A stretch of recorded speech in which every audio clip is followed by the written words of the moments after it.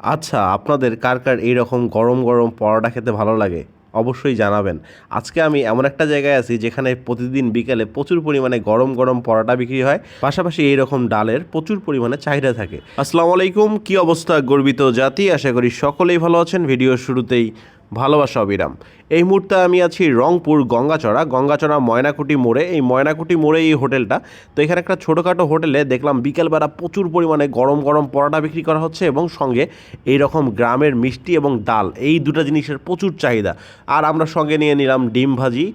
ডিম ভাজির মধ্যে যেহেতু গ্রামের ডিম ভাজি পেঁয়াজ মরিচের পরিমাণ কিন্তু ভালোই ছিল।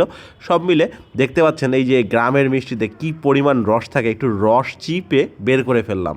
কারণ হচ্ছে অত রসওয়ালা মিষ্টি খেলে আমরা যারা শহরে থাকি আমাদের জন্য এটা খুবই ক্ষতিকর হয়ে যাবে, মিষ্টির পরিমাণটা অনেক বেশি হবে।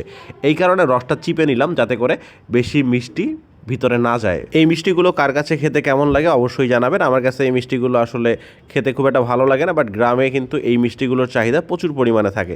ডালটা মোটামুটি ভালো ছিল। ডালের প্রাইস ছিল হচ্ছে 15 টাকা, যেটা আমার কাছে অনেক বেশি মনে হয়েছে। মিষ্টির প্রাইস হচ্ছে 20 টাকা, ঠিকঠাক ছিল। পরোটার প্রাইস 10 টাকা, 10 টাকা অনুযায়ী পরোটাগুলো অনেক ভালো ছিল। সব মিলে আমার কাছে এখানকার খাবারগুলো খেতে ভালোই লাগছে। হোটেলের নাম কী ছিল এটা আসলে ওইভাবে আমার মনে নাই, আর ভিডিওটা আসলে ওই রকম উদ্দেশ্য নিয়েও করা না।